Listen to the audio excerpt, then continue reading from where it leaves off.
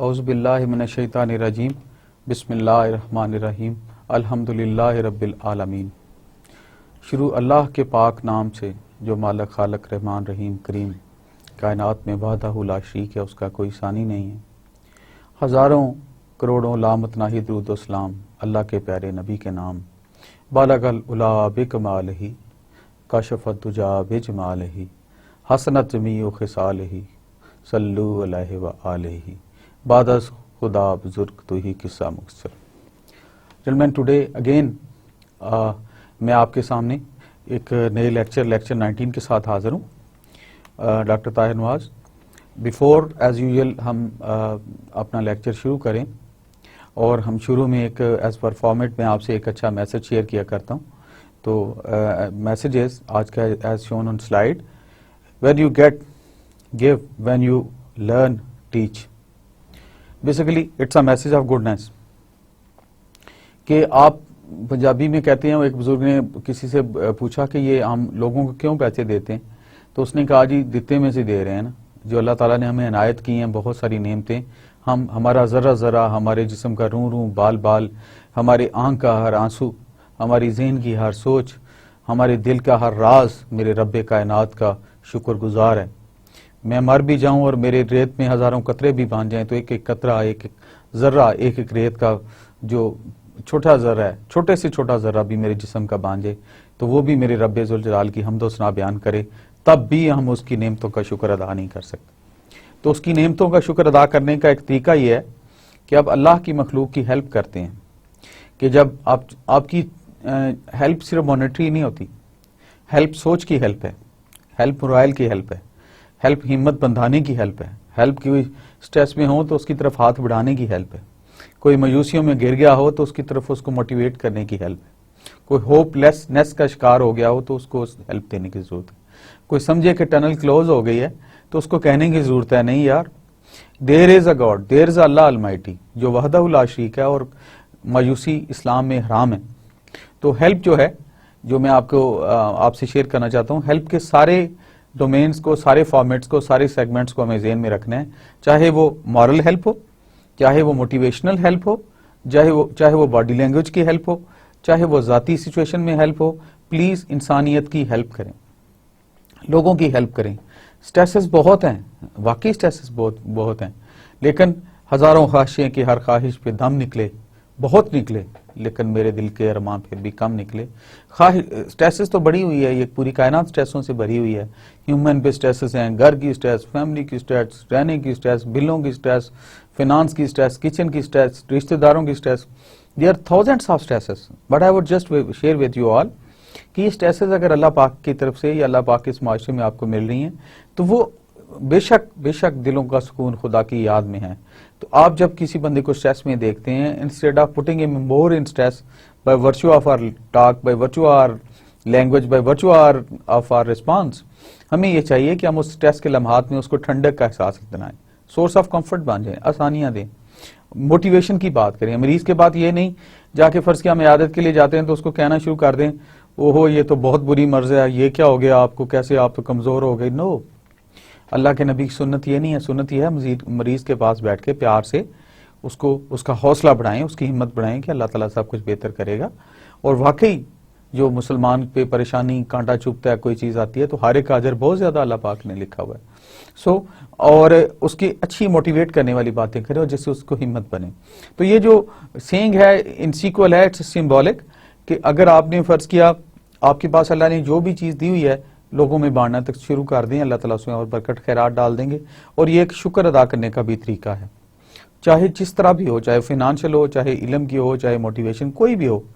तो अल्लाह ताला अल्लाह के नबी से किसी ने पूछा, या रसूलल्लाह आपकी उम्मत से मुसलमानों में सबसे बेहतर कौन है? आपने इरशाद फरमाया सबसे बेहतर वो है जिसका अखलाक अच्छा है।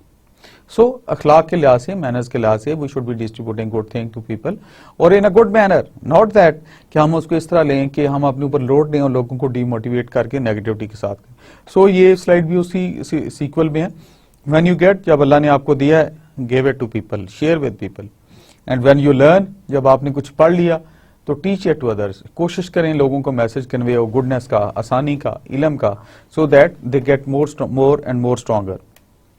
अगली स्लाइड है, इस पे एक और दूसरा मैसेज है, it is not what you do for your children. ये बच्चों की एसेट्स हैं हमारे। अगर कोई सबसे कीमती एसेट देखें, जैसे एक दिन मैंने बात की थी, love always travels from top to bottom, तो हर एक बंदे का जो कायनात में सबसे कीमती एसेट है उसके औलाद है, चिल्ड्रन है।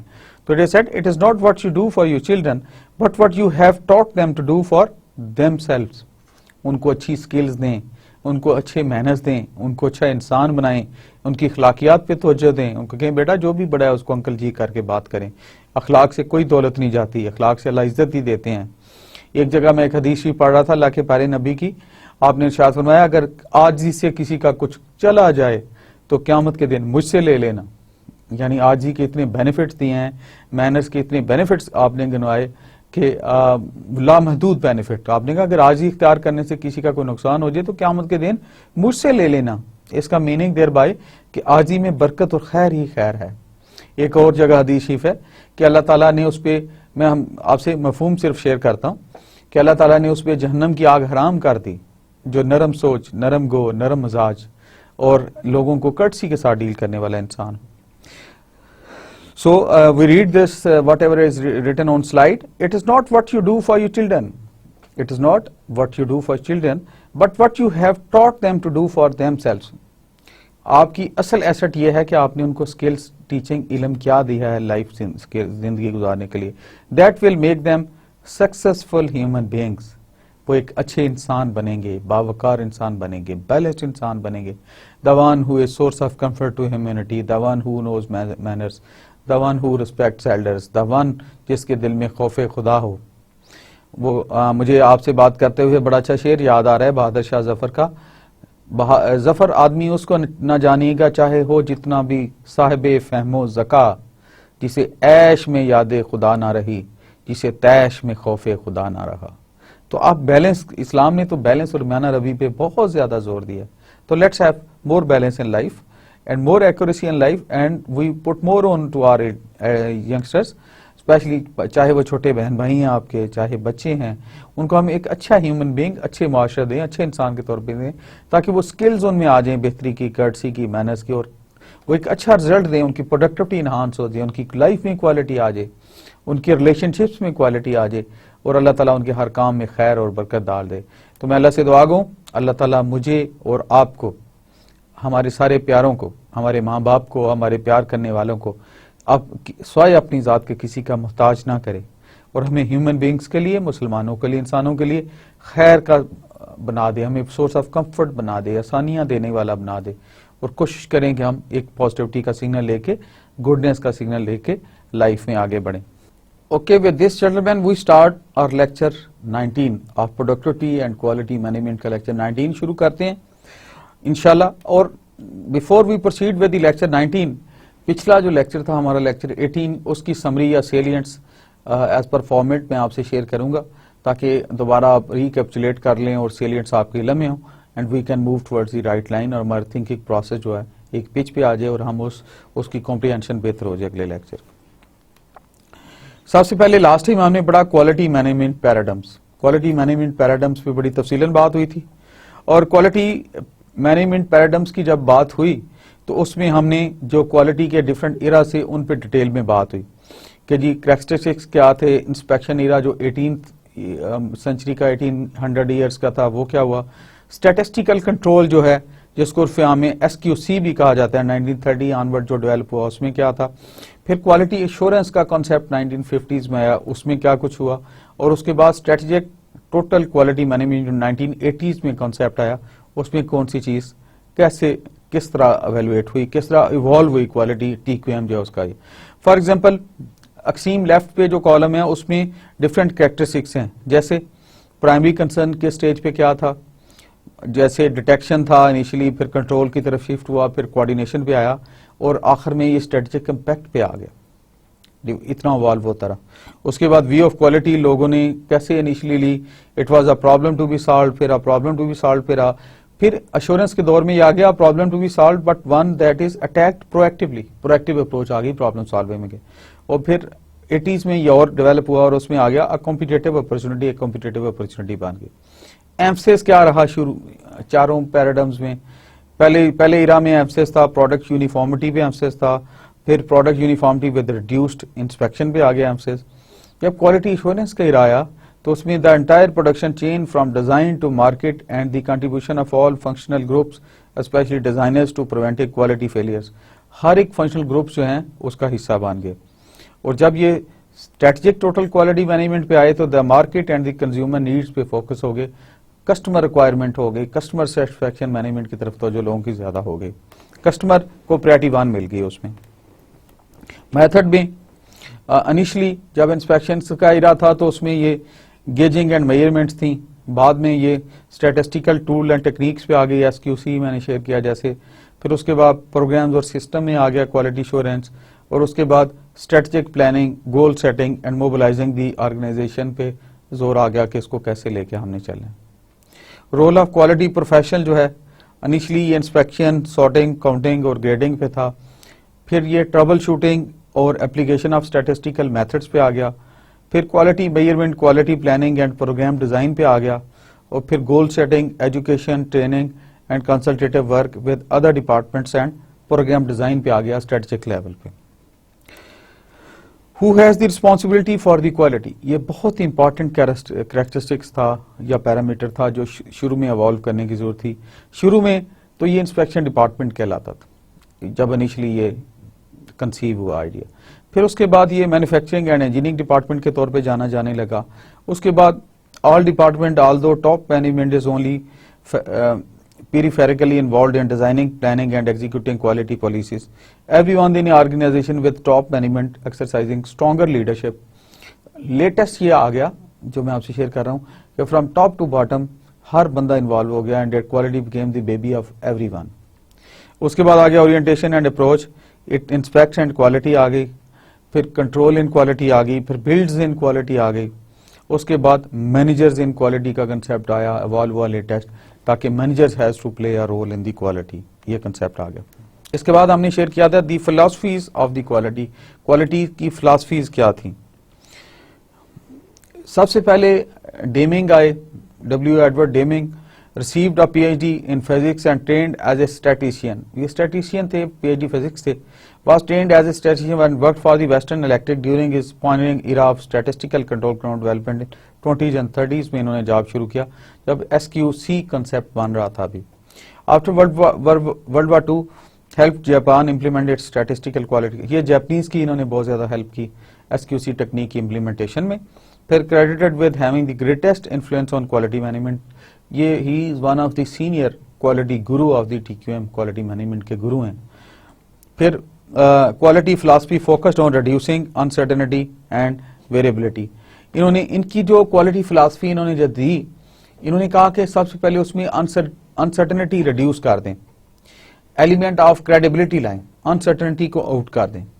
तो quality philosophy focused on reducing uncertainty and variability, इन्होंने कोशिश की कि वेरिएबिलिटी और अनसर्टेनिटी को रिड्यूस करके क्वालिटी फिलॉसफी भी फोकस किया जाए। The Deming management philosophy, during World War II he taught quality control courses at part of the national defence effort, national defence effort के तौर पे उन्होंने डिफरेंट कोर्सेज पढ़ाए। Although Deming taught many engineers in United States, he was not able to reach upper management. इनका concern था कि जितने भी इन्होंने कोर्सेज पढ़ाए या क्वालिटी कंसेप्ट दिया, एसक्यूसी दिया, अपर मैनेजमेंट जो इनकी ख्वाहिश थी टारगेट करना वो टारगेट नहीं हो रही थी, या वो उस ऑर्बिट पे नहीं आ रही थी, उस कंसेप्चुअल पैराडाइम में नहीं आ रही थी। After the war Deming was invited to Japan to teach statistical quality control concepts.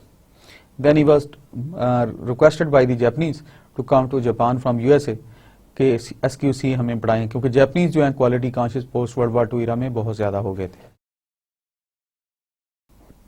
जब जापान में डेमिंग आए तो देयर हिज एकेडमिक विश और the intellectual desire was fulfilled, उधर अराउंड एक कोर्स चलाया उन्होंने जिसमें 21 एग्जेक्टिव्स जो हैं उनको उन्हें SQC टेक्निक जो statistical control quality control tool है वो उन्होंने पढ़ाया, और वो 21 एग्जेक्टिव्स वो थे जो 80% of the revenue of Japan control कर रही थी उनकी फर्में। They embraced Deming's message and transform their industries. जब उन्होंने 21 जो एग्जेक्टिव्स थे, CEOs थे, उनको मैसेज ऑफ क्वालिटी दिया, कन्विंस किया, पढ़ाया, टीच किया, पैराडाइम चेंज किया, तो उन्होंने they went back, top leadership went back and they implemented in their industries. By the mid-1970s, the quality of Japanese products exceeded that of Western manufacturers, and Japanese companies had made significant penetration into Western markets. यानी ये इसका ये असर हुआ, ये एक positivity आई paradigm में कि उन्होंने जब एक क्वालिटी कॉन्शियस कल्चर डेवलप किया, क्वालिटी को एज ए स्लोगन लिया with the organisation top management ने, तो इतनी अच्छी प्रोडक्ट्स उन्होंने दी कि उन्होंने पेनिट्रेट करना दिया, डोमिनेट करना शुरू कर दिया वेस्टर्न मार्केट को भी उसमें. Deming's contribution was recognized early by the Japanese. Initially Japanese ने ही रिकग्नाइज किया, उन्हीं के एग्जेक्टिव्स ने इनको अटेंड किया, उन्होंने कंसेप्ट सारा लिया. The Deming Application Prize was instituted in 1951 by the Union of Japanese Scientists and Engineers in recognition and appreciation for his achievements in statistical quality control. Although Deming came from USA, लेकिन 1951 में जो इनका quality award था उनके नाम पे Japanese ने शुरू किया, जापानीज ने इनको ऑनर किया फॉर देयर, एक्नॉलेज किया उनके अचीवमेंट्स को. Deming also received the nation's highest honor, the Royal Order of Sacred Trier from the Emperor of Japan. इतना उन्होंने ऑनर किया इनको कि एम्परर ने भी उनको मोस्ट हाईएस्ट सिविलियन अवार्ड से उनको एम्बेड किया, ऑनर किया उनको. The former chairman of NEC Electronics once said, "There is not a day I don't think about what Dr. Deming meant to us." बहुत ज्यादा उनकी इज्जत करते थे. अच्छे लोग ऐसे ही करते हैं, अच्छी कौमें अपने उस्तादों को, अपने बड़ों को, अपने एसेट्स को याद रखते हैं. जापानीज ने उनको बिल्कुल ऑलमोस्ट जिसको हम उर्दू में कहते हैं सर पे उठा लिया, बहुत ज्यादा रिस्पेक्ट की, बहुत ज्यादा उनका अदब करते थे. और दे सेड कि each day we think of his goodness, कि उसने हमारा क्वालिटी पे पैराडाइम इतना अच्छा कर दिया. Deming was virtually unknown in the United States until 1980, where NBC aired a white paper entitled "If Japan Can, Why Can't We?" अच्छा, Deming जो है ये यूएसए छोड़ के जापान में सेटल हो गए, उन्होंने इनको ऑनर किया, इन्होंने बहुत ज्यादा इनको हाई रैंकिंग दी, इज्जत दी. तो जब अमेरिकन ने थोड़ी इस पे ब्रेनस्टॉर्म की, अनर्थ किया कि ये जापानीज क्वालिटी हमें लीड कर रही है, हम वेस्टर्न मार्केट में पेनिट्रेट कर रहे हैं, how it can be curtailed या how we can compete them, अगर हम इसको पॉजिटिवली देखें. तो उनके 1980 में उनके एक दूसरे साइंटिस्ट थे, उन्होंने एक पेपर लिखा, if Japanese can do it why can't we. तो उस एनालिसिस में जो डेमिंग है दोबारा अनर्थ हुए, सरफेस हुए, अमेरिकन ने किया कि he is our person, he is our man who is serving in Japan. This program made Deming a household name among corporate executives and companies such as Ford invited him to assist them in the revolutionizing their quality approaches.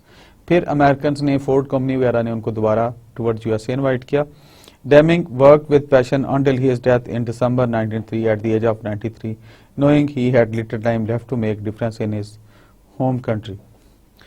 वो अपनी country, home country, home town में आए Ford वालों के पास, लेकिन उस वक्त तक ही वॉज क्वाइट ओल्ड और till death he was there, और वो काम करते रहे उसके लिए ताकि अपने होम टाउन में भी बेहतर कंट्रीब्यूशन कर सके, होम कंट्री में भी, नेटिव कंट्री में भी. When asked how he would like to be remembered, Deming replied, बहुत प्यारा सवाल है कि आप कैसे चाहते हैं कि लोग आपको किस तरह याद करें जाने के बाद. ये हर बड़े आदमी से पूछा जाता है, ये हमें भी सोचना चाहिए कि once I die and I go to grave, how people will rename me, how people will remember me. कैसा आदमी था, ये बहुत बड़ा क्वेश्चन है, और ये क्वेश्चन बहुत बड़ी ओरिएंटेशन भी हमारी सीधी कर देता. तो he answer, I probably won't even be remembered in my home country USA. कि बड़ा क्लियर और बड़ा उन्होंने फोकस्ड किस्म का आंसर दिया कि मैं अपने जो होम कंट्री है, मेरा नेटिव कंट्री, उसमें तो शायद मुझे कोई याद नहीं रखेगा.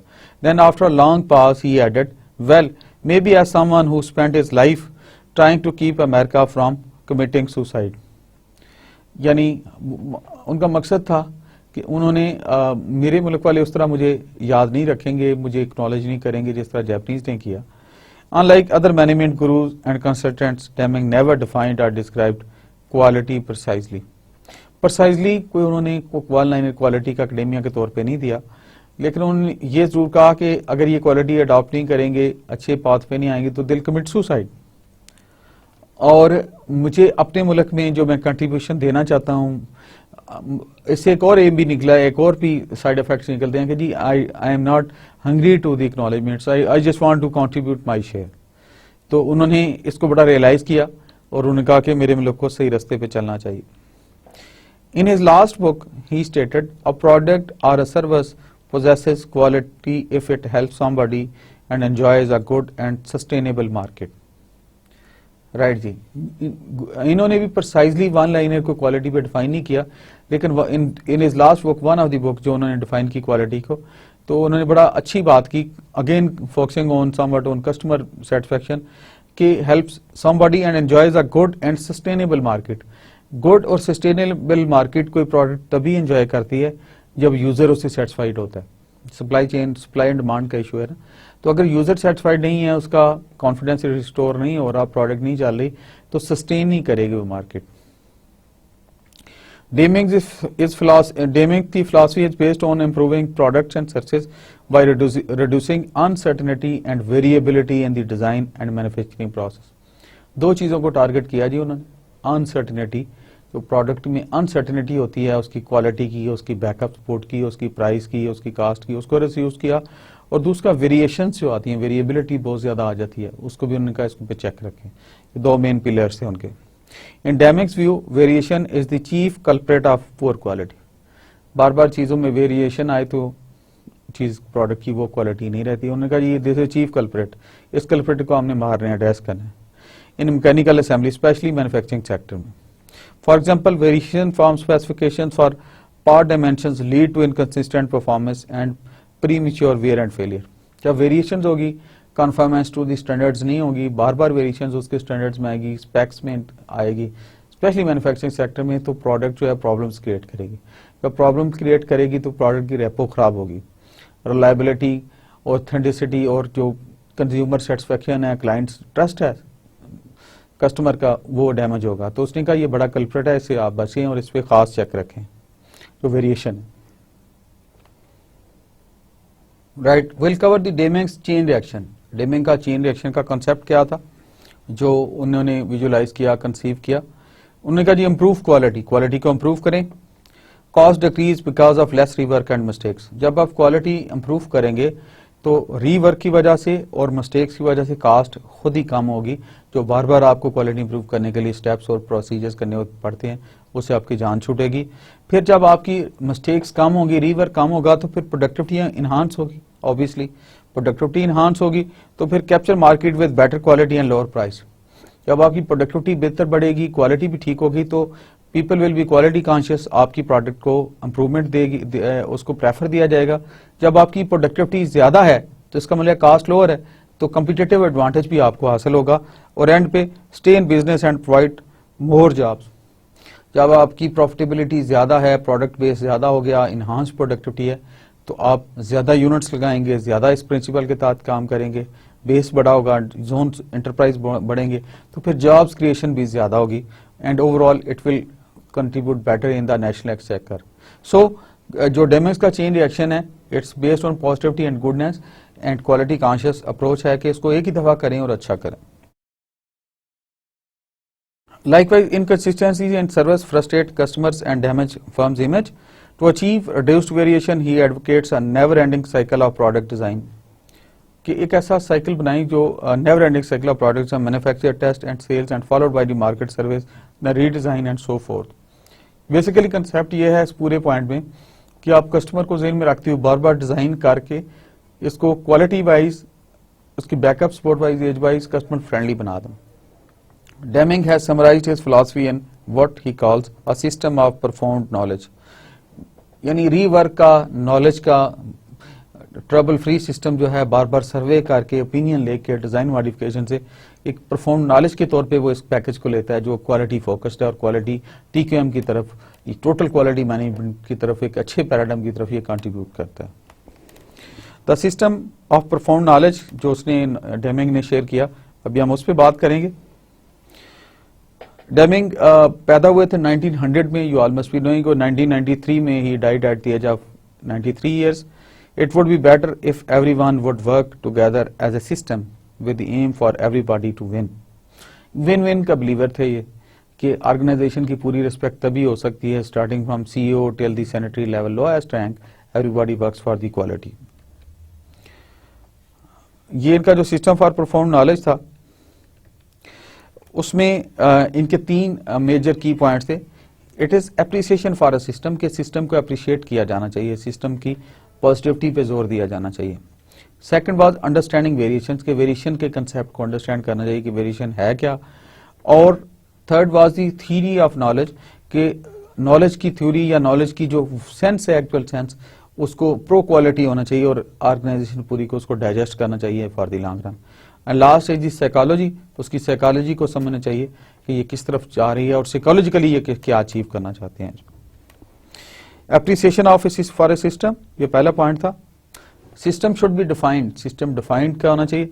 अ system is a set of functions और activities within an organisation that work together to achieve organisational goals. सबसे पहले तो सिस्टम को समझे, अंडरस्टैंड करें कि सिस्टम है क्या। A system is a set of functions, ये फंक्शन का सेट है, और activities within an organisation, एक ऑर्गेनाइजेशन के अंदर, that work together to achieve organisational goals, जो कि इकट्ठा काम करता है ऑर्गेनाइजेशन के जो सेंट्रल गोल ऑर्गेनाइजेशन सेट किए हुए गोल पोस्ट उसको अचीव करने के लिए। For example, McDonald's restaurant can be reviewed as a system. It consist of the order taker, cashier sub system, grill food preparation sub system, drive through sub system and so on. जो McDonald है chain पूरा ये एक system है। McDonald के अंदर जो different departments, different responsible stakeholders काम कर रहे हैं विद इन दिस सिस्टम, वो सब सिस्टम्स हैं, उसको कंट्रीब्यूट कर रहे हैं। सो मेन चीज वो है कि एक इंस्टीट्यूशन जो है दैट इज अ सिस्टम, उसके अंदर जो मुख्तलिफ एजेंसियां काम कर रही हैं एक ब्रांड के लिए, they are sub systems. The components of any system must work together for the system to be effective. हर कंपोनेंट, चाहे वो सफाई वाला है मैकडोनल्ड में, चाहे वो उसको अंदर किचन वाला आदमी है, चाहे वो इंफॉर्मेशन डेस्क वाला है, चाहे वो कैशियर है, they are contributing to the whole that is system, ये उसके सेगमेंट्स का हिस्सा है। Appreciation for a system, when parts of system interact, the system as a whole cannot be understood or managed solely in terms of its parts. System तभी understood होता है कि जब सारे parts में उसमें collectively act करें और collective उनका impact आए। अगर isolation में काम करेंगे तो system will not be understood nor it will have a good positive impact. To run a system, manager must understand the interrelationships among all subsystems and the people that work in them. बड़ा अच्छा point है ये, बहुत अच्छा point है, इस पर जरा फोकस फिर करते हैं। To run a system, manager must understand the interrelationship among all subsystems and the people that work in them. किसी सिस्टम को एज ए होल कंप्रीहेंड करने के लिए जो उनका पीडी है, प्रोजेक्ट डायरेक्टर है या सिस्टम का इंचार्ज मैनेजर जो है, जब तक वो अपने सब सिस्टम की सारी अपॉइंटमेंट्स को नहीं समझता, उनका जेडीज नहीं समझता, उनका जॉब डिस्क्रिप्शन क्या है, उनका चेयर का क्या काम है, उनकी क्या डोमेन है, उस वक्त तक वो पूरे सिस्टम को कॉम्प्रीहेंड नहीं कर सकता और फ्रेंकली स्पीकिंग उसको आउटपुट भी और प्रॉपर प्रोडक्टिविटी की रूट पे भी नहीं चला सकता। One example is performance appraisal. जैसे एक एग्जांपल है कि जब आप परफॉर्मेंस अप्रेजल लेते हैं different departments, tell the time to understand कि इस डिपार्टमेंट के जिम्मे क्या था, इस डिपार्टमेंट ने क्या करना है, इस चेयर ऑफिस पोर्टफोलियो क्या काम है, how could you ask him कि आपके क्या टास्क है। The following are some of the factors within a system that affect the individual's performance of an employee. इस स्लाइड पे कुछ फैक्टर्स दिखाए हुए हैं विद इन अ सिस्टम, जो सिस्टम के अंदर होते हैं, that affects individuals performance of an employee, जो कि सिस्टम के अंदर एम्प्लॉय हैं डिफरेंट डिपार्टमेंट्स के अंदर, उसकी परफॉर्मेंस को सिस्टम के अंदर जो है कौन से फैक्टर्स अफेक्ट करते हैं, वो ये हैं which are shown on this slide. Number one is training received, जो आपने जिन लोगों को लगाए हो उनकी ट्रेनिंग की क्या सिचुएशन है, how you have trained them, on job training कराई है और उनको कैसी सक्सेसफुल ट्रेनिंग कराई है, उनको किस तरह आपने किया। Then is the information and resources provided, आपकी इंफॉर्मेशन और रिसोर्सेज आपने उनको क्या प्रोवाइड किए। Number three is the leadership of supervisors, supervisor की लीडरशिप और मैनेजर्स की लीडरशिप क्या थी। Number four is disruptions on the job, उनके जॉब पे क्या डिसरप्शंस थी।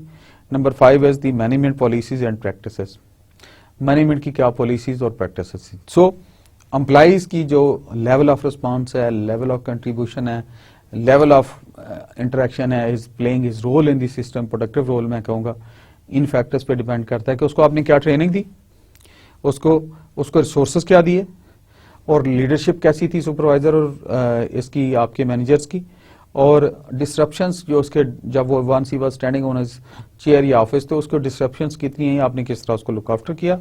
And management policies and practices, management की क्या पॉलिसीज और प्रैक्टिसेस थी। According to Deming, however, most performance appraisals don't recognise these factors. Deming कहते हैं कि बहुत सारी परफॉर्मेंस अप्रेजल्स इस सिस्टम को रिकॉग्नाइज नहीं करती। Management must have an aim, management का कोई एम होना चाहिए पर्पस होना चाहिए to which the system continuously strives. Deming believes that the aim of any system is for everybody to gain over the long term. Management का, लोगों का system उस वक्त तक इकट्ठा नहीं हो सकता, ऑर्गेनाइजेशन प्रोडक्टिव नहीं हो सकती जब तक lowest rank to the highest rank उनमें एक सिंक्रोनाइजेशन ऑफ थिंकिंग स्टाइल ना आए। जैसे quality is everyone job, productivity is everyone job, तो उन्होंने इस सेंस में कहा है जब तक वो एक बोर्ड पे नहीं बैठेंगे the entire employees organisation and management, top management, उस वक्त एम अचीव नहीं हो सकता। And I agree to the Deming in right period. This includes जो सिस्टम में जिनका हर वक्त हिस्सा होना चाहिए, पॉजिटिव कंट्रीब्यूशन होनी चाहिए। कौन लोग हैं? The stakeholders. Stakeholders कौन है? आपके कस्टमर्स हैं, आपकी टॉप मैनेजमेंट है, आपके सर्विसेज प्रोवाइडर हैं और आपके हेड ऑफ डिपार्टमेंट्स हैं और डिपार्टमेंट के डिफरेंट एम्प्लॉइज हैं। Customers, community and the environment, यानी एनवायरनमेंट, कम्युनिटी, ये सारे जब तक एक पेज पे नहीं है तो productivity can not be achieved. Appreciation for a system. Stakeholders can realise financial benefits. ये डिफरेंट एप्रिसिएशन है डिफरेंट लेवल पे कि उस सिस्टम की एप्रिसिएशन कैसे की जाए।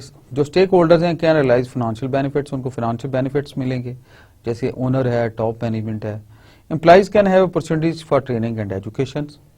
एम्प्लॉइज की एजुकेशन और ट्रेनिंग और सेल्फ ग्रूमिंग बेहतर होगी और प्रोफेशनल आउटलुक बेहतर होगी, because knowledge does have affect on overall on personality. Customers can receive products and services that meet their needs and create satisfaction. Customer को क्या फायदा होगा? यानी अगर आप क्वालिटी कॉन्शियस कल्चर में चलते हैं तो कोई भी अनअटेंडेड नहीं रहेगा, हर एक को उसका बेनिफिट मिलेगा। जो मेन स्टेक होल्डर है, प्रॉफिट कॉन्शियस है, मनी कॉन्शियस है, उसको वो मिल गया। एम्प्लॉइज को ट्रेनिंग और उनको एजुकेशन मिल गई और सेल्फ ग्रूमिंग मिल गई। Customer can receive products and services that meet their needs and create satisfaction. Customer को अपनी नीड बेस्ड चीजें मिल गई सेटिस्फैक्शन वाली। The community can be benefit from business leadership. Community को बिजनेस लीडरशिप मिल गई कि ये कैसे हमने करनी है, देखनी है। And the environment can be benefit from socially responsible management. और जो सोशली रिस्पॉन्सिबल मैनेजमेंट है उससे एनवायरनमेंट भी बेहतर होगी। Deming emphasizes that management's job is to optimize the system. Deming जो है वो टॉप मैनेजमेंट की स्ट्रेटेजिक थिंकिंग पे जोर देता है कि हमने सिस्टम को ऑप्टिमाइज कैसे करना है, इसका पोटेंशियल बेहतर कैसे करना है, by making decisions that are best for only small part of the system. जो कि डिसीजन मेकिंग प्रोसेस जो है वो ज्यादा मैनेजमेंट के जिम्मे। ऑफन इनकरेज बाई कंपटीशन, जो कॉम्पिटिटिव एनालिसिस से मैनेजमेंट की वेन होती है उसको अचीव करते हैं। वही suboptimisation result in loss to everybody in the system. Suboptimisation का ये भी हम मीनिंग ले सकते हैं कि हम पूरा पोटेंशियल यूज नहीं करते, अंडर पोटेंशियल रखते हैं चीजों को। For example, a common practice is to purchase materials और services at the lowest bid. जैसे हम लोएस्ट बिड पे ले लेते हैं लेकिन क्वालिटी को कंप्रोमाइज कर देते हैं। Inexpensive material may be of such inferior quality that they will cause excessive cost adjustment and repair during manufacturing and assembly. अगर रॉ मटेरियल की आपने सस्ता तो ले लिया, उसकी क्वालिटी बेहतर नहीं है, कंपैटिबल नहीं है, तो बार बार वो रीवर्क और वो उतनी उससे डबल आपको प्राइस पड़ जाएगी ओवरहेड जो है। Although the purchasing departments track record might look good, the overall system will suffer. तो इस केस में परचेज डिपार्टमेंट अपनी अचीवमेंट तो शो कर सकता है, हमने सस्ता रॉ मटेरियल ले दिया, लेकिन ओवरऑल इंडस्ट्री पे या एंटरप्राइज पे क्या ऑर्गेनाइजेशन पे असर पड़ रहा है, that is a negative. So it has to be seen by the top organisation के क्वालिटी का क्या पॉजिटिव इंपैक्ट है। This theory applies to managing people also. इस थ्योरी की एप्लीकेशन जो है लोगों को मैनेज करने पे भी अप्लाई होती है। पिचिंग इंडिविजुअल्स और departments against each other for resources is self destructive. कि जब आप डिपार्टमेंट्स में ये रेस लगा देते हैं कि इसको रिसोर्स ज्यादा दे दिए, इसको कम दे दिए, तो उनका प्रोडक्टिविटी से तो जो हट जाती है, it is a self destruction. The individuals और departments will perform to maximise their expected gain, not that of the firm as a whole. तो डिपार्टमेंट्स के अंदर एक सब डिवीजन आ जाएगी, वो ऑर्गेनाइजेशन का स्ट्रेटेजिक गोल पे जोर नहीं होगा, उनकी अपनी अपनी एक कंपटीशन में आगे बढ़ने का जोर होगा इंटर डिपार्टमेंटल लेवल पे, जो कि ऑर्गेनाइजेशन के लिए as a whole is not good. Employees must cooperate with each other. जो इंटर डिपार्टमेंटल रिलेशनशिप है वो एक पॉजिटिव की तरफ और कंबाइन फ्लैग की तरफ और कंबाइन गोल पोस्ट की तरफ होना चाहिए कि हमने उसको बेहतर लेके जाना है towards the higher side. Likewise, sale quotas or arbitrary cost reduction goals don't motivate people to improve the system, and ultimately customer satisfaction workers will perform only through meet the quotas and goals. Quota system के बहुत against हैं ये, वो कहते हैं उससे लोगों की तवज्जो हटती है, वन मेरिट रखें और कोटे छोटे बीच में या बीच में रिलैक्सेशन आउट हो, quality conscious, the same thing would be applicable at uniform level, no discrimination between the departments. Theory of the variation, ये तीसरा एंगल था जिसपे हम बात कर रहे थे कि theory of variation जो जिसको डेमिंग ने अपनी टीचिंग में कल्प्रेट के तौर पे लिया कि वेरिएशंस आर कल्प्रेट्स, इसको जितना रिड्यूस करेंगे उतनी क्वालिटी बेहतर होगी. तो what is theory of variation, हम अभी इस पे बात करते हैं. The second part of profound knowledge requires knowledge of statistical theory, particularly as it applies to variation. वही मैंने जो पहले बात की थी. No two outputs from any production process are exactly alike. ये तो understood है कि बिल्कुल एक जैसी चीज तो same machine cannot make. This is understood. A production process contains many sources of variation. Production process पहले manufacturing में source of variation बहुत ज्यादा होते हैं. Different lots of material will vary in strength, thickness, moisture content, for example. जो भी lot raw material की आएगी उनमें thickness, strength, moisture, उनकी जो treatment है difference होगा. Cutting tools will have an inherent variation in strength and composition. Likewise, कुछ तो raw material की variation आ गई, कुछ आपके cutting tools की वजह से variation आ गई. So variation cannot be brought to zero. During manufacturing, tools will experience wear. जो एक टूल्स की जो एक after doing a certain number of productive hours के बाद उसकी अपनी लेथ मशीन के टूल की जैसे वेरिएशंस हो जाती हैं. Machine vibrates will cause change in settings, जो मशीन की पर्सनल वाइब्रेशन है वो भी सेटिंग में चेंज होगी. And electrical fluctuation will cause variation in power, is likewise variation in power भी एक्सपीरियंस की जा सकती हैं. And operators may not position parts in fixture consistently. Operators भी ह्यूमन बीइंग है, वो भी हर दफा हर पार्ट को एग्जैक्टली उसी सेम तरह नहीं प्लेस करेंगे, angle can be different. The complex interaction of all these variations in materials, tools, machines, operators, and the environment cannot be understood. So, it is understood कि number of factors से variation generate होती हैं. Variation due to any individual source appears random. However, their combined effect is stable and can usually be predicted statistically. जो variations है वो at random होती है. Factors that are present as a natural part of a process are called common causes of variation. जो कि routine में normal हर एक चीज को एप्लीकेबल है वेरिएशंस की वजह से फैक्टर्स, उनको हम नॉर्मल कॉजेज ऑफ वेरिएशन कह देते हैं जो रिमूव नहीं हो सकती. Sources of variation in production process, अगर हम गौर करें, हमने पिछली स्लाइड में वेरिएशंस की काफी डिटेल में बात की. अभी इसको अगर आप ब्लॉक डायग्राम के लिहाज से देखें कि डिफरेंट प्रोसेस लेवल पे सोर्स ऑफ वेरिएशन क्या है. जब हम इनपुट देते हैं तो उसमें रॉ मटेरियल और टूल्स की वेरिएशन आ जाती है. जब अब वो मटेरियल प्रोसेस में चला जाता है तो उसमें मेथड्स की, ऑपरेटर्स के प्लेस करने की, मशीन्स की, एनवायरनमेंट्स की ये वेरिएशंस आ जाती हैं. और जब हम उसको फाइनली प्रोडक्ट तैयार हो रही होती है उस वक्त कौन सी वेरिएशंस काज होती हैं जो उसको प्रोडक्ट को फाइनली क्वालिफाई कर रहे हैं. मेजरमेंट इंस्ट्रूमेंट्स की वजह से वेरिएशन आ जाएगी. ह्यूमन इंस्पेक्शन परफॉर्मेंस भी वेरिएशन लाती है, लेकिन human beings can commit a fault. So ये डिफरेंट वेरिएशंस हैं जो डिफरेंट लेवल पे इसको अफेक्ट करती हैं. Traditional view of conformance to specifications वो है कि टॉलरेंस जो है वो ±0.2% अलाउड है, नो लॉस के तौर पे. जैसे अगर 0.5 स्टैंडर्ड है तो 0.48 भी हो सकती है और 0.520 भी हो सकती है. बट इससे ज्यादा जो होगी that is not conformance to the standard. उससे ज्यादा लॉस होगा मटेरियल का भी, प्रोडक्ट का भी, क्वालिटी का भी. Common causes generally account for about 80 to 90% of the observed variation in production process. The remaining 10 to 20% result from the special causes of variation, often called assignable causes. यानी ये कुछ normal होती हैं. The remaining 10 to 20% result from the special causes of variation. इनको assignable causes का नाम भी दिया जाता है different variations को जब आप grouping करते हैं. Special causes arise from external source that are not inherent in the process. जो external factors की वजह से arise होती हैं. A bad patch or a bad material purchased from a supplier, जो raw material एक bad patch का आ जाती है lot, poorly trained operator, excessive tool wear and miscalibration of the causing instrument are example of special causes.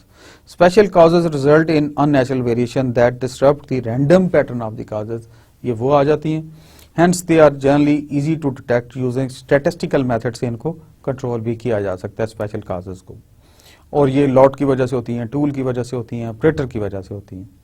A system governed only by common causes is said to be stable. Understanding a stable system and the difference between the special and common causes of variation is essential for managing any system. जिस system में ये common causes हों और वो common causes address भी हो रही हैं और they are controlled, identified and उनकी कॉन्फर्मेंस टू स्टैंडर्ड में हमने उसको कैरी फॉरवर्ड किया हुआ है, सो दे आर दी, वो सिस्टम जो है थोड़ा स्टेबल सिस्टम कहलाता है. अनआइडेंटिफाइबल कॉजेज जिधर होंगी वो सिस्टम स्टेबल नहीं होगा. Management can make two fundamental mistakes in attempting to improve the process.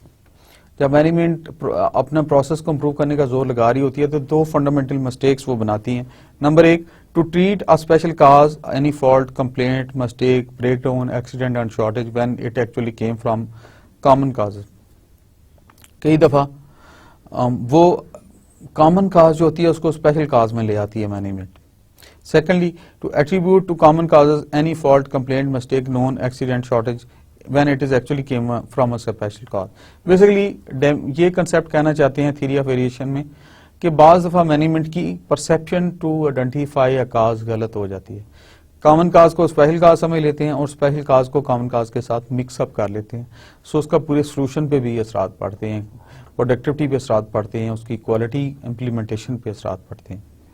In the first case, tampering with a stable system will actually increase the variation in the system. जब आपने गलत उसको identify किया, गलत system को temper कर दिया तो फिर आपके फिर दोबारा वेरिएशन बनना शुरू होगी.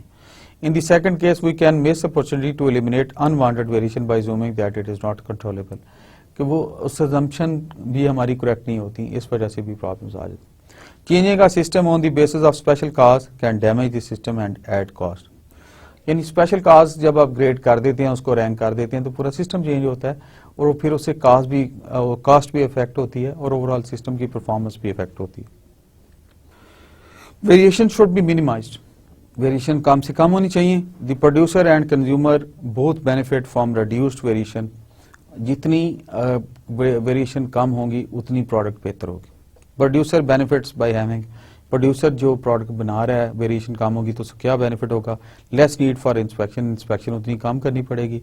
लेस स्क्रैप और रीवर्क और स्क्रैप कम होगा, जंग कम निकलेगा और हायर प्रोडक्टिविटी होगी.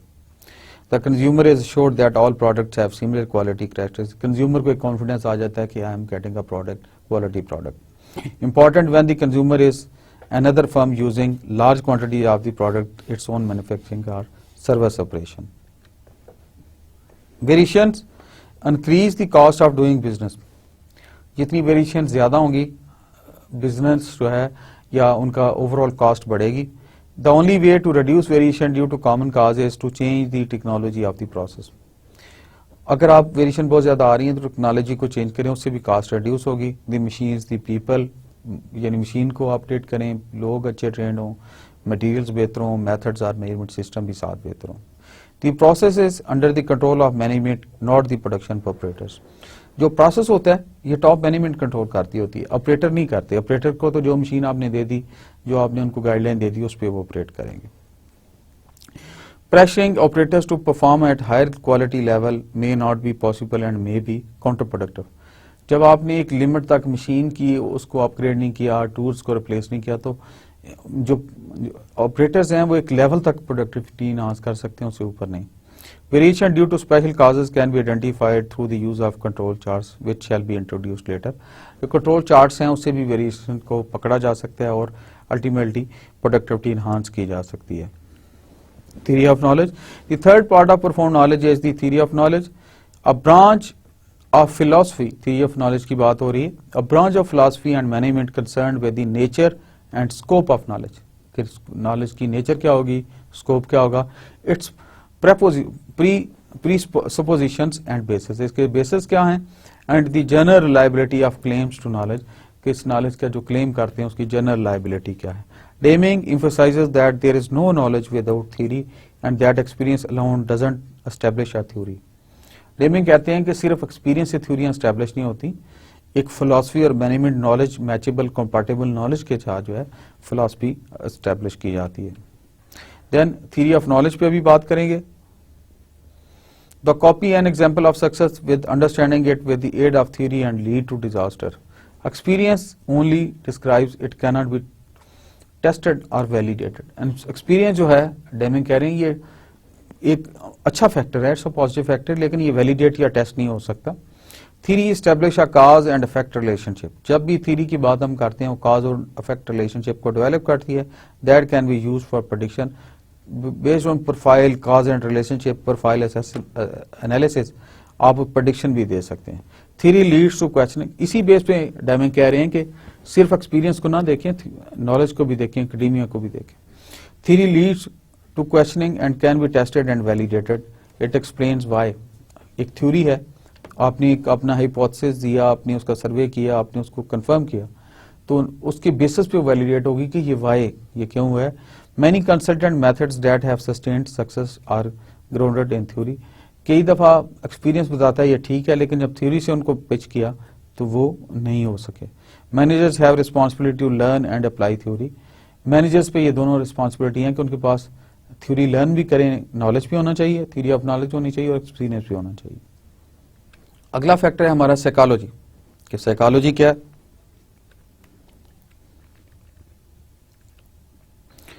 Psychology helps us to understand people. Psychology हमें हेल्प आउट करती है कि लोग क्या कह रहे हैं. What are the people. It is interaction between people and circumstances. कि जो लोगों की माइंडसेट है और सर्कमस्टांसेस है उसके दरमियान ये रिलेशनशिप को बिल्ड करती है. This also gives knowledge regarding the interaction between leaders and the employees. Leaders और एम्प्लॉयज भी तो ह्यूमन बीइंग्स हैं, उनके इंटरेक्शन को भी डिफाइन करती है. और एनी सिस्टम ऑफ मैनेजमेंट, जो भी मैनेजमेंट का सिस्टम इन प्लेस है उसको देखती है. सो साइकोलॉजी जरूरी है, उसकी इंपॉर्टेंस तो बहुत ज्यादा जरूरी है कि ये पहली बात तो ये किस सर्कमस्टांसेस में, किस एनवायरनमेंट में लोग काम कर रहे हैं उसको अंडरस्टैंड करना पड़ेगा, कराती है ये साइकोलॉजी. उसके बाद ये टॉप मैनेजमेंट लीडर्स, मैनेजर्स और एम्प्लॉयज का इंटरेक्शन को अंडरस्टैंड कराती है.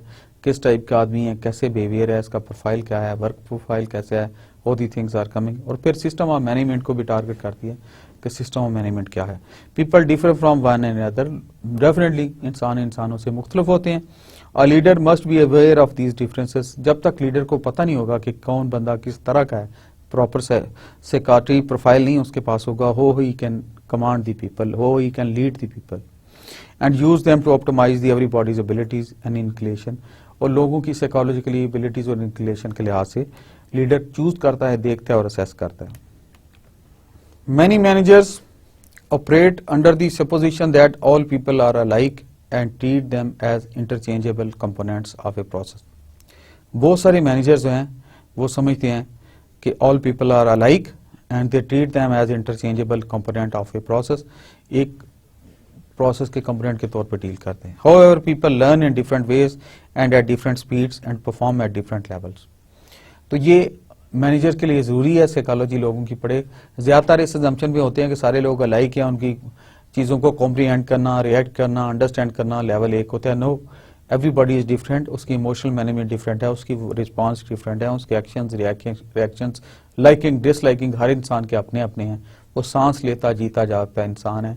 Good manager is that who understand कि everyone is different from the other one and he talk and gives assign job to them as per their inclination. Psychological thrive psychiatry profile उसको पता होता है लोगों का, उसके लिहाज से बिहेव करना चाहिए उसको. Leaders have an obligation to make changes in the system of management that will bring improvement. Basically ये सारी अंडरस्टैंडिंग इसलिए डेवलप हो रही है कि सिस्टम में एज ए होल इम्प्रूवमेंट ला सके मैनेजर, उसको पता हो कि कौन कहाँ right man for the right job भी पता हो. People have an innate need for relationship with other people and for self esteem and respect. ये सिर्फ एक वर्किंग रिलेशनशिप नहीं होती, एक सेल्फ एस्टीम भी होती है, रिस्पेक्ट भी होती है. People the most sweet thing, मैं बुक में पढ़ रहा, the most sweet thing to a person is his name, his own name. जब उसके नाम से आपको बुलाते हैं तो सबसे कायनात में खूबसूरत चीज उसका अपना नाम लगता है उसको. तो इसी तरह लोगों की अपनी सेल्फ एस्टीम है, रिस्पेक्ट है, वो उस लिहाज से ऑपरेट करते हैं. Circumstances provide some people with dignity and self-esteem and deny them to other people. बाज़ सर्कमस्टांसेस ऐसे हो जाते हैं ऑर्गेनाइजेशन के अंदर, इंटरप्राइज के अंदर कि वो कुछ को सेल्फ एस्टीम और डिग्निटी मिल रही होती है, कुछ इग्नोर हो रहे होते हैं. जो इग्नोर हो रहे होते हैं वो एम्बेरस और रेडिक्यूल फील करते हैं और उनकी डेफिनेटली वर्क आउटपुट वो नहीं होता. People inherit the right to enjoy work. लोग बेसिकली लोग काम को एंजॉय करना चाहते हैं, तनख्वाह इसीलिए ले रहे हैं। They want to perform if you respect them, और उनकी सेल्फ एस्टीम को लुक आफ्टर किया जाए। Psychology help us to nurture and preserve people's positive innate attributes. Psychology की अंडरस्टैंडिंग जो है हमें पॉजिटिवनेस और उनके एट्रीब्यूट्स को बेहतर तरीके में ले जाने में ज़्यादा हेल्प करती है। Perspectives on perform knowledge. Perform knowledge के पर्सपेक्टिव्स क्या हैं? बेसिक मैसेज जो इसमें डेमिंग देना चाहते हैं, the cause of inefficiency and poor quality is the system. कोई जब भी इनएफिशिएंसी या पुअर क्वालिटी हो उसकी काज सिस्टम होता है, नॉट द एम्प्लॉइज। एम्प्लॉइज नहीं होते, सिस्टम पे होते हैं। एम्प्लॉइज तो वही इंसान है। And it is management's responsibility to correct the system in order to achieve the desired results. Basic message यही देना चाहते हैं कि सिस्टम को टारगेट करें, उसको बेहतर करें, उसको ट्रबल फ्री करें, उसको ज़्यादा फ्लूइड करें, उसको ज़्यादा वाइब्रेंट करें, उसको ज़्यादा प्रोडक्शन ओरिएंटेड करें, लोगों को क्रिटिसाइज ना करें, वर्कर को टारगेट ना करें, सिस्टम को टारगेट करें। ये message. Perspective on perform knowledge. Little damage systems perform knowledge is original. The concept of common and special causes of variation was developed by Walter Shewhart in the 1920 में Walter ने concept of common causes और special causes का concept दिया था।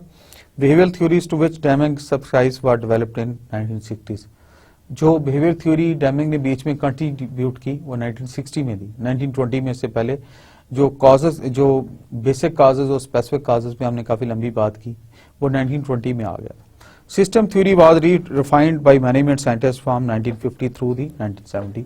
1950 to 72 decades ऐसे जिसमें management refinement theories का दौर था, ये इरा था, इसमें काम करते रहे लोग। Scientist in all fields have long understood the relationship among prediction, observation and theory. एक प्रेडिक्शन होती है जो हम प्रेडिक्ट करते हैं बेस्ड ऑन द डाटा और प्रोफाइल, एक ऑब्जर्वेशन होती है जो एक रियलिस्टिक जो रियलिटी है, और एक को थ्योरी होती है जो हम ग्राउंड दी हुई होती है। Deming's contribution was in trying to gather some basic concepts. Deming ने ये किया कि उन्होंने कुछ कंसेप्ट्स को, बेसिक कंसेप्ट्स को इकट्ठे कर दिया, इनको ही put together all these concepts. He recognised the synergy among these diverse subjects and developed them into a theory of management. Synergised कर दिया उन्होंने डिफरेंट पॉजिटिव आइडियाज को, रादर देन कि उनको इस तरह देखते कि वन बाय वन लेते और उसको आइसोलेशन में देखते।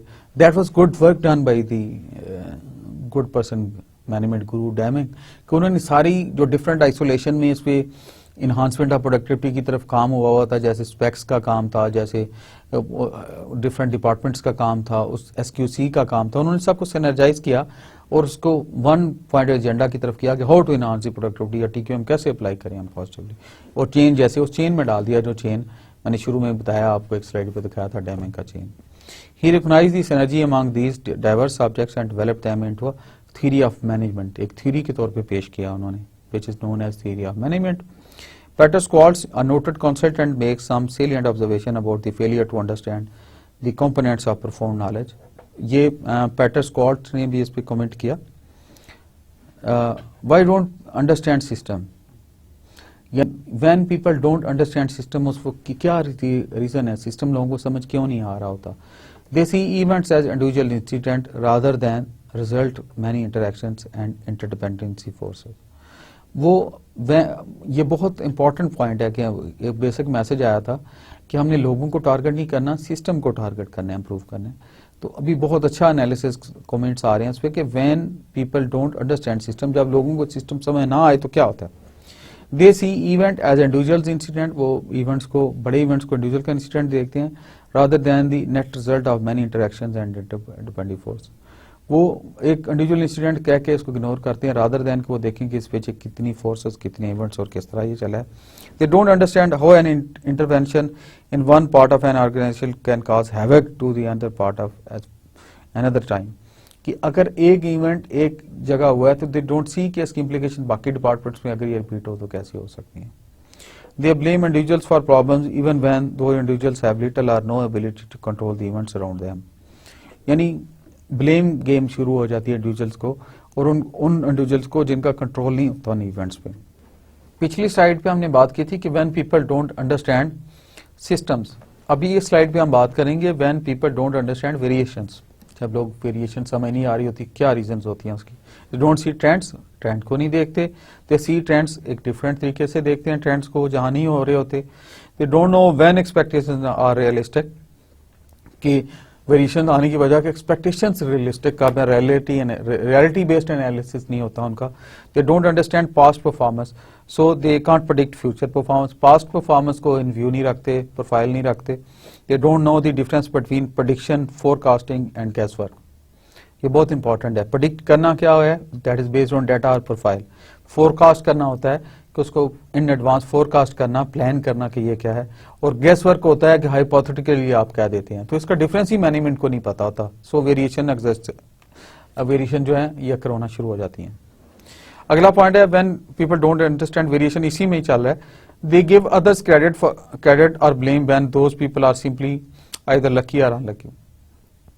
दोनों सूरतों में वो सिस्टम को देखते हुए ब्लेम या क्रेडिट नहीं कर रहे होते, वो एट रैंडम कह देते हैं कि ब्लेम करते हैं लोगों को, रियलिटीज को कम देख रहे होते हैं। They are less likely to distinguish between fact and opinion, fact और ओपिनियन पे वो ज्यादा उनको नहीं क्लैरिटी होती कि ये ओपिनियन है या ऑन ग्राउंड फैक्ट है। They don't clarify things.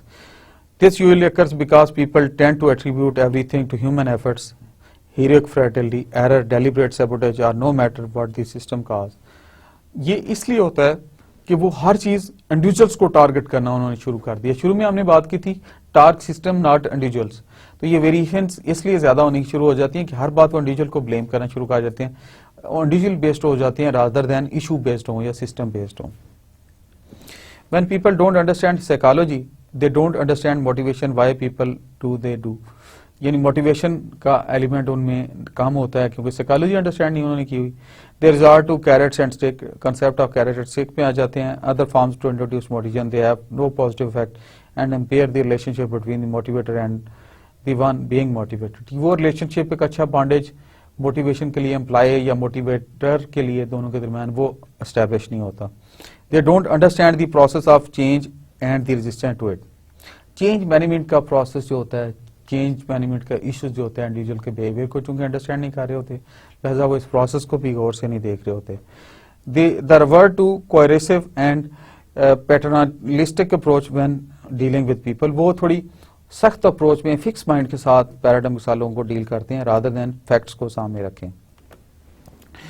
When people don't understand psychology they create, वो लोग जब उनको नहीं पता होता कि साइकोलॉजी क्या है, लोगों की माइंडसेट क्या है, हाउ सिक्योरिटी प्रोफाइल क्या होता है, तो then they create cynicism, demoralisation, demotivation, sense of guilt, resentment, burnout, craziness and turnover. यानी ये सारी चीजें फिर ज्यादा होना शुरू हो जाती है बिकॉज उनका रियलिटी के साथ कोई इम्पैक्ट होता नहीं और चीजों का इम्पैक्ट डिफरेंट तरीके से आना शुरू हो जाता है।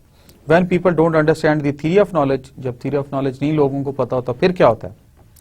They don't know how to plan and accomplish learning and improving. Grooming, professional grooming, training, learning, academic view जो है वो अंडर शेडो चला जाता है, उसको कम वेटेज दी जाती है। They don't understand the difference between improvement and change, कि उनको क्लियर ही नहीं कि इम्प्रूवमेंट क्या है और चेंज क्या है, दोनों को वो एकेडमिकली थ्योरेटिकली नहीं देख रहे होते। Problem is remain unsolved despite their best efforts, क्योंकि वो एक उर्दू में हम कहते हैं दौड़ धूप कर रहे होते हैं, ऑन ग्राउंड नॉलेज अप्लाई नहीं कर रहे, थ्योरी अप्लाई नहीं कर रहे, तो उससे प्रॉब्लम का सोल्यूशन जो है, आउटकम जो प्रॉब्लम सॉल्व की सोल्यूशन में होना चाहिए, सूरत में होना चाहिए, वो नहीं होता। जो हमने कवर किया आज, before ending the lecture I would like to give a summary of the lecture, to share the summary of lecture with you all so that हमें सारा थोड़ा रिकैप्चुलेट हम कर लें।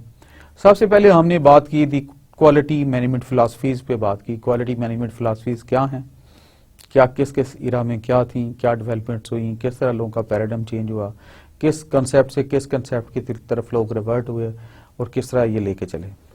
फिर उसके बाद हमने Deming system of profound knowledge को टच किया कि डेमिंग का सिस्टम ऑफ परफॉर्म नॉलेज क्या है, उसमें एप्रिसिएशन फॉर ए सिस्टम क्या होती है, सिस्टम को अप्रिशिएट कैसे किया जाता है।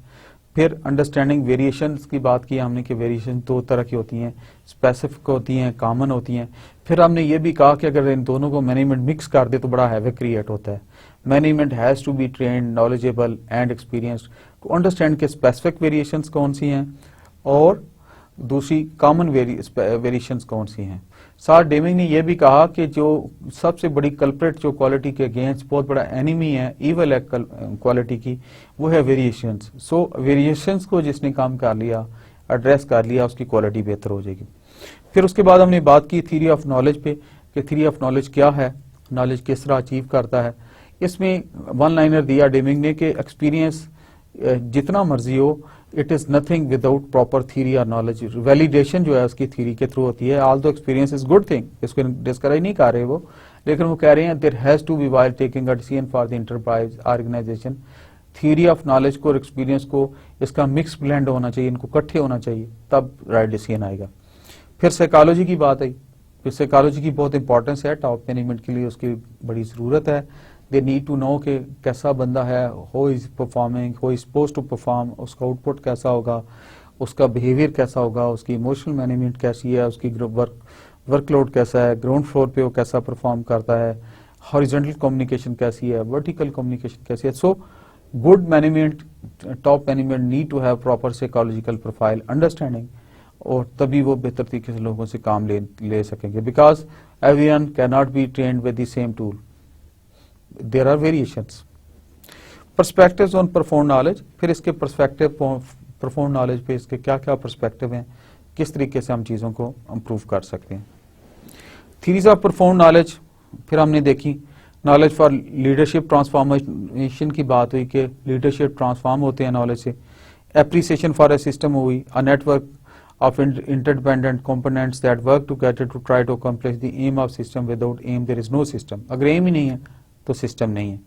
फिर नॉलेज ऑफ वेरिएशन बात हुई, understanding where the process are stable, variations को अंडरस्टैंडिंग करने के लिए कि नॉलेज है क्या। दी थ्योरी ऑफ नॉलेज फिर बात हुई, predicting and anticipating what will happen if certain actions are taken, कि बेसिकली प्रेडिक्ट करना कि अगर ये एक्शन हम लें तो रिस्पांस क्या होगा, आउटपुट पे, प्रोडक्टिविटी पे क्या इफेक्ट्स आएंगे। फिर उसके बाद बात हुई psychology of individual, society and change. इसको अंडरस्टैंड करने की जरूरत थी, इंडिविजुअल की क्या साइकोलॉजी है और सोसाइटी की क्या साइकोलॉजी है और चेंज की क्या साइकोलॉजी है। Appreciate people's natural inclination towards learning and being innovative, लोगों की जो नेचुरल इंक्लिकेशन है टुवर्ड्स लर्निंग, वो उसको अंडरस्टैंड करने की जरूरत है। With this we finish our lecture 19, और मैंने इसकी समरी भी आपसे शेयर की। मैं अल्लाह से दुआ गो हूँ कि अल्लाह ताला इस नॉलेज की कुछ चीज़ें जो मेरी ज़ुबान में वो क्लैरिटी ला दे और आपका ज़हन को इस तरह खोल दे जो कुछ मैं कहना चाहता हूँ, कि अल्लाह ताला अपने हबीब के सदके, अपने प्यारे बंदों के सदके, अपने प्यारे नबी के सदके, अपनी वहदहु ला शरीक के सदके हमें अच्छाई के रास्ते पे चलाए। और जो कुछ हम कहना चाहते हैं, हम क्लियरली, मैं जो कुछ कहूँ आप अंडरस्टैंड करें और हम उसको गुडनेस की तरफ लेके जाएँ, और मुझे और अल्लाह, आपको अल्लाह कभी किसी का मोहताज ना करे। With this we finish our lecture. और बिफोर फिनिशिंग एज यूजुअल मैं लेक्चर के एंड पे भी गुडनेस का मैसेज शेयर करता हूँ आपसे। आज की स्लाइड है, be like a flower that gives it fragrance even to the hand that crushes it, Ali ibn Abi Talib. ये साहिब नहजुल बलागा हैं, हज़रत अली इल्म का दरवाज़ा हैं, अल्लाह के प्यारे नबी इल्म का शहर है। तो हज़रत अली रज़ी अल्लाह ताला अन्हु ने इरशाद फरमाया, बी लाइक अ फ्लावर, एक फूल की तरह रहें, दैट गिव्स इट्स फ्रेग्रेंस, जो अपनी खुशबू देता है, even to the hand that crushes it, ये उस हाथ को भी खुशबू दे जाता है, जो फूल है, जो हाथ इसको मसलने की कोशिश करता है। सो ये हाथ मसलने की बात नहीं हो रही, ये उस खुशबू की नेचर की बात हो रही है। वो कहते हैं ना, तुम अपनी जू ने बदलोगे, हम अपनी वजह क्यों बदलें वाली बात है, कि फूल की नेचर में खुशबू लिखती गई है, चाहे उसको कोई सूंघे, चाहे उसको कोई कॉलर पे लगाए और चाहे वो लेके मसल दे। सो खुशबू में नेचर जो है, the concept of the message is कि आप अपनी नेचर में अच्छाई, गुडनेस, खुशबू एक सिंबॉलिक वर्ड यूज हुआ है कि उसमें एक उस फूल की तरह अपनी नेचर में गुडनेस डाल लें। जो भी किसी का बैड बिहेवियर, किसी का बैड इंटरेक्शन, किसी का बुरी तरह आपको डील करना, आपके बिहेवियर को चेंज ना करें। जिस तरह खुशबू को मसलने वाले हाथ खुशबू छोड़ के जाता है। सो इसी बात पे दुनिया में कैसे रहना चाहिए, एक बुजुर्ग ने बच्चा अच्छा शेर कहा पंजाबी में, मैं उसको बोल के उसकी ट्रांसलेशन भी आपसे शेयर कर लेता हूँ। वो शेर यूं है, दुनिया उत्ते रख फकीरा, इंज तू अपना बहन खलोन, दुनिया उत्ते रख फकीरा, इंज तू अपना बहन खलोन, कोल होवे ते हसन लोकी, छड़ जावे ते रोन। जो तो पंजाबी हैं, जिनकी मदर टंग पंजाबी है, थोड़ा इजी उन्होंने अंडरस्टैंड कर लिया होगा। अभी मैं थोड़ा इसको ट्रांसलेट कर देता हूँ। दुनिया उत्ते यानी इस दुनिया में यू लिव, जब हम इस दुनिया में रहते हैं, रख फकीरा, आपको ऐसे रहना चाहिए। फकीरा मीन कि जो भी इंसान है, इंज तो अपना बैन खलोन, कि इस तरह से आप दुनिया में के अंदर आप इस तरह से रहें, अपना day to day activities, routine activities, इंज तो अपना बैन, उठन बैठन या रूटीन की एक्टिविटीज, लोगों से मिल सारी या रोजमर्रा में जो हमारे डीलिंग्स हैं वो इस तरह की अच्छी हों। दुनिया उत्ते रख फकीरा, इंज तो अपना बैन खलोन, कि दुनिया में रहते हुए लोगों से जो डीलिंग है आपकी इतनी पॉजिटिव और अच्छी और अच्छे तरीके से हो डे टू डे लाइफ में। कोल होमे ते हसन लोग की, जब आप साथ हों लोगों के, लोग कंफर्टेबल फील करें, लोग हंसें, अपने दिल की बात करें, आपसे अपने दुख शेयर करें, आपसे मोटिवेशन लें, आप उसको अच्छाई बताएं, वो फील करें कि हमारा काम गुसार आया। आपसे थ्रेटन ना फील करें कि अभी आ गया तो मेरी शर्ट की बात सिफ्ती करेगा, मेरे बेगम बच्चों को गालियां देगा, मुझे पॉइंट मारेगा, मेरे से हसद करेगा, मेरी बात में जाके गीबत करेगा, मेरे पॉइंट वो करके पब्लिसाइज करेगा, मेरी रिस्पेक्ट में कमी कर। थ्रेट फील ना करे अगला। कोल होमे तो हसन लोग की, वो मेंटली फिजिकली पूरा कंफर्टेबल हो और आपसे डील करके उसको खुशी हो, आपको देख के उसके चेहरे पे मुस्कुराहट आ जाए। कोल होमे ते हसन लोग की, छट जामे ते रोन, कि जब आप पास हैं तो दुनिया आपको इजी फील करे, अच्छा लगे। छट जामे ते रोन, once you have left the world, जब आपकी डेथ हो जाती है, ट्रांजिशन है, या आप उस लोकेशन से दूसरी लोकेशन में चले जाते हैं, या आपकी कहीं और पोस्टिंग हो जाती है, कि रोन they should be practically missing you. वो कहीं यार अच्छा बंदा था, हमें सही मशवरा देता था, हमें सीधा गाइड करता था और हमें पॉजिटिविटी की तरफ मशवरा देता, हमें लोगों से लड़ाता नहीं था, गीते नहीं करता था, हमें आइसोलेट नहीं करता, हमें आसानियां देता था। तो दे शुड मिस यू। तो डे टू डे लाइफ में हमें लोगों के साथ इस तरह रहना चाहिए। कोल होमे ते हसन लोग की, जब लोग करीब हों तो आपसे खुश हों। छट जामे ते रोन, जब दुनिया से जाते हैं या उस लोकेशन से जाते हैं तो people should miss you, at least he has been telling us good things. दूसरा मैसेज एक और है, become a human beings instead of just a human doing.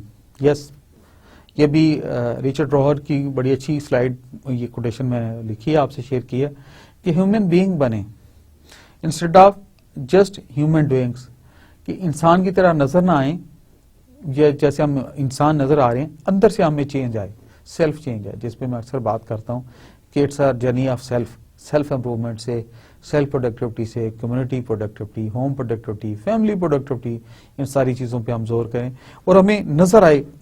अल्लाह के नबी की एक हदीस है, जो मैं मफहूम बयान आपसे शेयर कर रहा हूँ, कमी पेशी अल्लाह मुझे माफ करे, कि मोमिन का हार आने वाला कल पिछले आने वाले कल से बेहतर, जाने वाले कल से बेहतर होता है।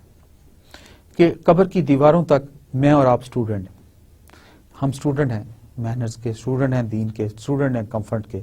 सो देयर इज नथिंग, कोई बड़ा छोटा नहीं है, सवाए इसके कि हम ओपन माइंड के साथ सेल्फ ग्रूमिंग करें। सो कब्र की दीवारों तक हमने लर्न करना है, जिंदगी से अपने आप को इम्प्रूव करना है और कोशिश करनी है कि जो हमारी नेगेटिविटीज हैं, अपना पर्सनल भी स्वॉट एनालिसिस करना है। शायद आपने स्वॉट पढ़ा हो। स्वॉट मीन SWOT, स्वॉट, S stand for strengths, W stand for weaknesses, O stand for opportunities and T stand for threats. कि मैंने अपनी अच्छाई, इस केस में मैं कहूँ स्वॉट ये, स्ट्रेंथ ये है, मेरी अच्छाई बेहतर काम बढ़ाने हैं। वीकनेस, शॉर्ट टेम्पर्ड, गुस्सा आना, लोगों को तंग करना, लोगों का नुकसान करना, गीबत करना, हसद करना, पीठ पीछे बात करना, उनकी नुकसान में खुश होना, इसको मैं वीकनेस है, इसको मैं कटेल करूं। और अपॉर्चुनिटीज क्या हैं कि अल्लाह ने क़यामत तक, हमें कब्र तक टाइम दिया है, मुझे लोगों के साथ इंटरेक्ट करने का टाइम दिया है, मैं हर अच्छी अपॉर्चुनिटी पर अच्छी बात शेयर करूं। थ्रेट्स क्या हैं?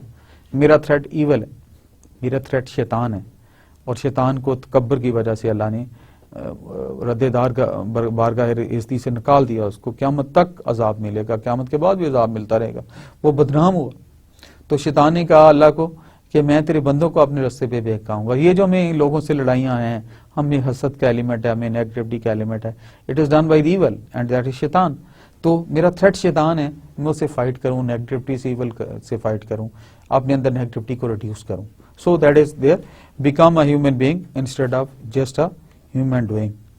विद दिस जेंटलमैन, अल्लाह ताला आपका मेरा हमेशा हामी नासिर हो। मैं जाते जाते हमेशा हर दफ़ा आपसे शेयर करता हूँ, and this is my request, this is my desire, this is my अर्ज as a routine Pakistani, as an individual, as academia person, as your brother, as colleague और teacher, whatever relationship you own, I own that. With that relationship आपसे request है, जो बड़े हैं उनसे request है मदबाना, और जो छोटे हैं उनसे भी रिक्वेस्ट है, जो हम उम्र है उनसे भी रिक्वेस्ट है, kindly look after your parents. मैंने आपको मैनेजमेंट का स्टूडेंट होते हुए आपको दिल से कह रहा हूँ, इतनी बड़ी इंटरप्रेन्योरशिप लाइफ में नहीं, कायनात में नहीं देखी कि जो अपनी भूख में आपको खिला के खुश हों, जो कुछ नहीं चाहते आपके सिवाय इसके कि आप खुश रहें। Day and night they are praying for you. और उन्हें हमें बड़ा किया, पैदा किया, जिंदगी में रीना सिखाया। आज उनको हमारी ज़रूरत है, जो ओल्ड वंस हैं उनको टाइम दें, उनको इज्जत दें, उनको इंपॉर्टेंस दें। अल्लाह ताला उससे बहुत खुश होंगे। और रिमेंबर, जिस तरह हम अपने पेरेंट्स को डील करेंगे, इंशाल्लाह ये ऐसा फेल है कि इसका दुनिया में हमें इसकी अकाउंटेबिलिटी नजर आ जाती है। अच्छा डील करेंगे तो इंशाल्लाह अच्छी तरह हमारी औलाद, हमारे छोटे हमें डील करेंगे। अगर हम नेगेटिवली अपने पेरेंट्स को अल्लाह ना करे डील करेंगे, then will also get a taste of that, वो भी दुनिया में नजर आ जाते हैं। सो मैं as a matter of goodness ये जो आपसे बार बार हर लेक्चर के बाद इसरार करता हूँ, सच्ची बात है इसलिए करता हूँ कि it's a reshoring of my self also. मैं अपने आप को भी रीशोर करता हूँ गुडनेस के लिए, तो शायद कहने से मैं भी फिर दोबारा रिवाइव हो जाता हूँ कि हमारा ये बहुत प्यारा एहसास है, इसकी कोई रिप्लेसमेंट नहीं। I get emotional about this issue कि अल्लाह ताला हमें हिम्मत तौफीक दे कि या अल्लाह, मैं अल्लाह से दुआ गो हम इस एहसासे की दिल से हिफाजत कर सके। और दिल से, जैसे हम अपने एकेडेमिया में कहते हैं कि जी एग्जाम में बैठे हुए हैं सप्ली में, या अल्लाह ग्रेस मार्क्स दे दे, मैं कहता हूँ या अल्लाह में ग्रेस मार्क्स दे दे। हम दिल से अपने पेरेंट्स को लुक आफ्टर कर सकें, हम उनका हक अदा नहीं कर सकते, हमें इस काबिल बनाते हम उनकी दुआएं ले सकें, हम उनकी खिदमत कर सकें और अच्छा गेन कर सकें। जो तूने जिन जंतु का, जिन अच्छाइयों का वादा किया वो भी लें और इनकी खिदमत करके इनकी दुआएं भी कबूल कर जो हमारे हक में हैं, और हमें इनके लिए बेहतर कर दें। मैं आपसे दुआ गो हूँ, आपसे शेयर करता हूँ कि अल्लाह ताला से दुआ गो और आपसे शेयर कर रहा हूँ कि अल्लाह ताला मुझे, आपको, हमको और हमारे प्यारों को स्वयं अपनी ज़ात के किसी का मोहताज ना करे। हमें अपनी नेमतों का शुक्र अदा करने की हिम्मत दे, हमारे पेरेंट्स को सलामत रखे, सेहतमंद रखे, क्वालिटी लाइफ दे, हमें उनकी खिदमत करने की हिम्मत दे। हमें लाइफ में गीबत, हसद और नेगेटिव शैतान से छुटकारा दे। हमें पॉजिटिविटी के रास्ते में अपनी मखलूक के लिए, लोगों के लिए एक साइन ऑफ कम्फर्ट बना दे, आसानियां पैदा करने वाला बना दे। अल्लाह मेरा और आपका हमेशा हमें नासर हो। एक हदीस शरीफ है जो हर लेक्चर के बाद मैं आपसे अक्सर शेयर करता हूँ, अल्लाह के नबी की हदीस है, उसका मफहूम करता हूँ मोमन में, कि आपने इरशाद फरमाया कि ए मुसलमानों, जब एक दूसरे को दुआ देते हो तो दिल खोल के दुआ दें, क्या पता किसी के नसीब की कोई खुशी आपकी दुआ की मुंसर हो। सो मैं आपसे रिक्वेस्ट करता हूँ, जब भी आप अल्लाह के हुज़ूर अपने लिए दुआ करते हैं, प्लीज़ अपने पेरेंट्स से भी रिक्वेस्ट करें, उनको मेरा रिगार्ड दें, मुझे अपनी खास दुआओं में याद रखें। और अल्लाह से दुआ गो कि अल्लाह ताला ने आपके दिल की जो जो ख्वाहिश है उसी तरह कबूल कर ले, वो डेटाबेस पूरा कबूल कर ले जो आपके दिल की ख्वाहिशात हैं। एंड एक्सपेक्ट फ्रॉम यू कि आप भी जब अल्लाह के हुज़ूर हाजिर होते हैं मेरे लिए दुआ करेंगे, या अल्लाह मेरे अंदर जो जो ख्वाहिश है, जो जो मेरी दुआ है अल्लाह जानता है या मैं जानता हूँ, अल्लाह उसी तरह कबूल कर ले। जो जो मेरे पेरेंट्स मेरे लिए दुआ करते हैं वो भी कबूल कर ले। तो थैंक यू वेरी मच। अल्लाह आपका और मेरा हमेशा हमें नासर हो, हमें अच्छाई के रास्ते पे रखे, गीबत से बचाए, हसद से बचाए, बुरी एक्टिविटीज से बचाए और शैतान से बचाए रखे। हमें एक अच्छा एजुकेशनिस्ट बढ़ाए, हमें सेल्फ ग्रूमिंग का चांस दे। Thank you very much. Allah हाफिज, फी अमानिल्लाह, अस्सलाम वालेकुम, खुदा हाफिज।